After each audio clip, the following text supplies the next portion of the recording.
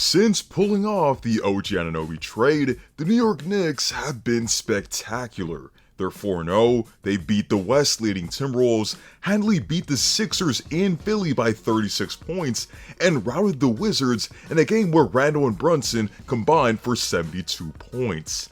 In that span, they registered a great offensive rating of 120.8, literally had the best defense in the league, have a monstrous net rating of 17.7, and all signs point to the Knicks being a team that you don't want to face in the Eastern Conference.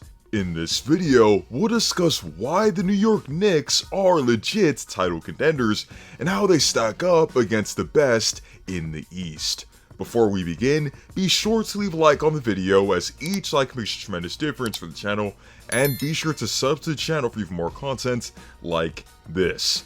When the Knicks traded RJ Barrett and Immanuel Quickley, they knew exactly what they were getting in OG Anunoby. He's one of the most versatile defenders in the league due to his insane switchability, using his 7'2" wingspan, IQ, and massive frame to guard 1 through 5. Since being in New York, he's played his role to the best of his ability, holding Anthony Edwards just 1 of 9 shooting when guarding him in his Knicks debut, holding Tyrese Maxey just 2 for 8 shooting when guarding him, hitting corner threes that he excelled at last season, serving as a good help defender, moving well without the ball and contributing offensively, and again, taking on assignments such as Karl Anthony Towns and getting a favorable result. OG's floor spacing and not needing to dominate the ball offensively has also opened up the floor for both Julius Randle and Jalen Brunson, with both of them playing out of their minds over the last 4 games.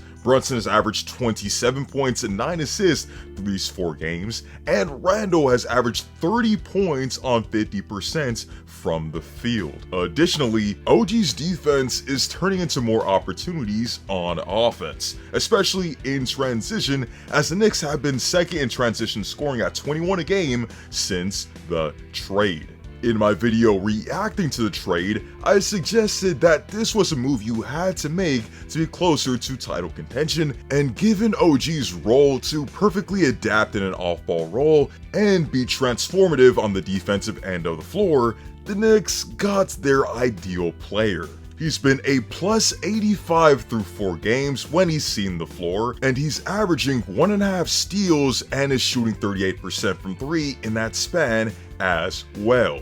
Big picture, you're going to be up against notable wings and perimeter threats in the Eastern Conference playoffs, whether it be the wing tandem in Boston, Jimmy Butler, who always turns up in the playoffs, the Donovan Mitchells and Tyrese Maxeys of the world, and even big men. It's not like OG's gonna eliminate their impact, as there's only so much you can do against some of the best players in the entire world, but I'm confident that he can at least slow those guys down and some. Another reason why I'm high on the Knicks for this postseason is their offense, which has been great since the trade and pretty good for much of the season. Overall, they're 9th in offensive rating in the league, they're the 8th best 3-point shooting team, 5th in offensive rebounding, 1st and 2nd chance points, and 7th in fast break points.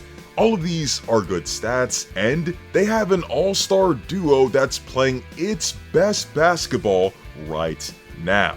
The joke heading into every year was that even year Julius Randle was evidently a train wreck, but 2024 Julius Randle is most definitely notching another all-star appearance. He's the second leading scorer and assister on the team at 24 points and 5 assists a game, and over his last 10 games, he's averaging 29 points and 9 rebounds on 50% from the field and has gone to the line 9 times a game. He's dropped at least 20 points in 19 of his last 20 games, dropped 35 points in 4 of his last 6 games, and has been a plus 52 over his last 4 games. He's not having a great 3-point shooting season, but his ability as an interior scorer has proven invaluable to this team. He routinely takes players off the dribble and attacks the rim as a good finisher, runs the floor well, and finds players on kickout opportunities and in transition. He scores the 5th most points per game in the post, and bullies his way to finish through contact. Moreover, his all-star teammates in Randle and Brunson has even improved upon his brilliant season last year. As a 6'2 guard, he's averaging 26 points and 6 assists and a steal on a great 47% from the field, 44% from 3-on-7 attempts a game, 48% from mid-range, and 83% from the free throw line.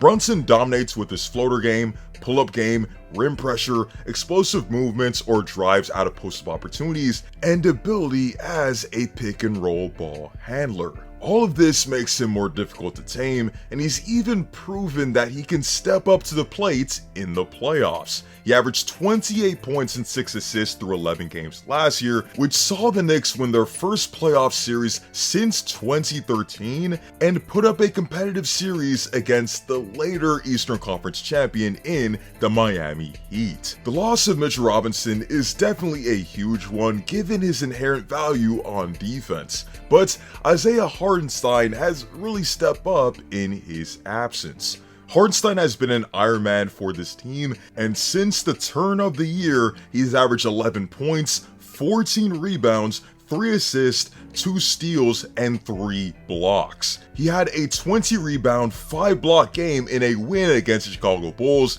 in which 7 of those boards were offensive rebounds, and his ability on both ends of the floor are reasons why he's been a big plus in these lineups. As for the other role players, well, Quentin Grimes has finally made his presence felt after what was an underwhelming start to this season. Averaging 11 points on 46% from 3 over his last 5 games while bringing it defensively.